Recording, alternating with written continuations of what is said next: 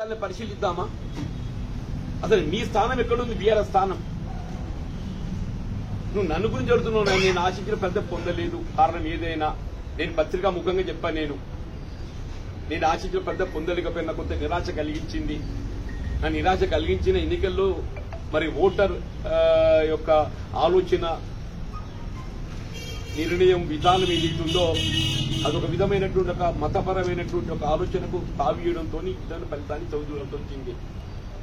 ఎవరమైన ఫలితాలకు తలూకాల్సిందని చెప్పని కూడా నేను చెప్పాను. నేను అంత మాత్రాన్ని ఏదైతుందో మరి ఎన్నికల్లో గెలిచి ఓడినంత మాత్రాన మీరు ఇట్లా మాట్లాడటం మరి ఆయనకి ఏ విధంగా మరి గొప్పతనం నిడుతనం చూస్తూ నాకే తెలుస్తలేదా? మరి జగిత్యాల వాళ్ళ పార్టీ బీఆర్ఎస్ పార్టీ 3వ స్థానం కాదు, డిపాజిట్ కోల్పోయింది. 3వ స్థానం కాదు, డిపాజిట్ కోల్పోయింది అంటూ నేను. అంతర్గామలో కూడా 3వ స్థానానికి పోయింది.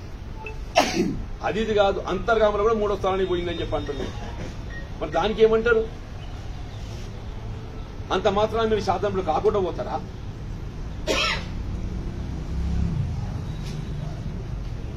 కాబట్టి ప్రజా తీర్పుపై ఏదైతుందో దయచేసి ఇప్పటికైనా కొంత బాధ్యతాయుతంగా మన బాధ్యత నిర్వర్తిస్తే బాగుంటుంది చెప్పంటుంది. లేకపోతే ఇవాళ జగిత్యాల పట్టణమే కానీ ఇతరత్ర కూడా చెప్పంటున్న అసలు బిల్డింగ్ నిబంధనలను అతిక్రమిస్తుంటే మనం బాధ్యతాయుతంగా ప్రజాప్రతినిధులు మనం బాధ్యతగా వాటిని చట్టాన్ని అమలు చేయబడే విధంగా చర్యలు చేపట్టాలి. వాడు ఎవడు అనేది కాదు, వాడు ఏ పార్టీకి అనుబంధం అనేది కాదు.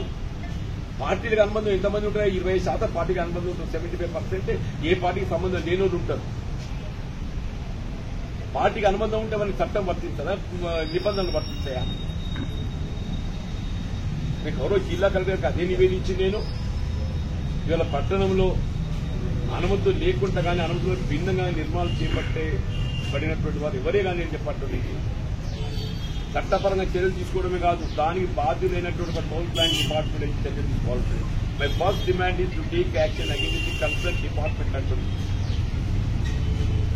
డిపార్ట్మెంట్ నిర్లక్ష్యం, కొల్యూజన్, డిపార్ట్మెంట్ ఏదైతుందో ఈ అక్రమ నిర్మాణాలకు వాళ్ళ చే유 తెలియని ఇవన్నీ నిర్మాణాలు జరిగాయి. మరి ఇన్ని అక్రమ నిర్మాణాలు చేపట్టబడడం జరుగుతుందని చెప్పని ఎప్పుడైతే భావిస్తున్నారో, డిపార్ట్మెంట్ కుమ్ముకు లేకుంటే, డిపార్ట్మెంట్ కొల్యూజన్ లేకుంటే, డిపార్ట్మెంట్ చేయూత లేకుంటే ఇవన్నీ జరిగాయి.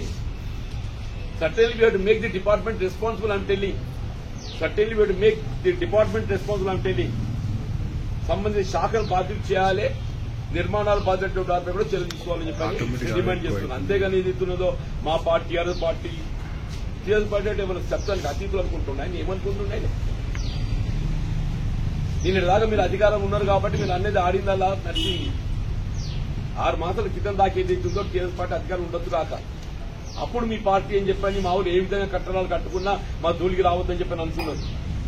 ఇవాళ మీ పార్టీ కానీ మా పార్టీ కానీ ఏ పార్టీ అయినా కానీ చట్టాన్ని లోబడే నిర్మాణాలు చేపట్టబడాలి. పారదర్శకత ప్రతీకగా అంటున్నాను. వీళ్ళని పాత్రికేయ సోదరులు అన్ని కూడా అక్కడ అన్ని వెలికి తీసుకుని మొత్తం వాటిలో పుంగల్లో వస్తున్నాయి. అన్ని కూడా కోర్టు చేస్తున్నాం. మీరు కలెక్టర్ నివేదిస్తున్నాయని మొత్తం 5 లక్షలు అన్ని కూడా కోర్టు చేస్తున్నాయి.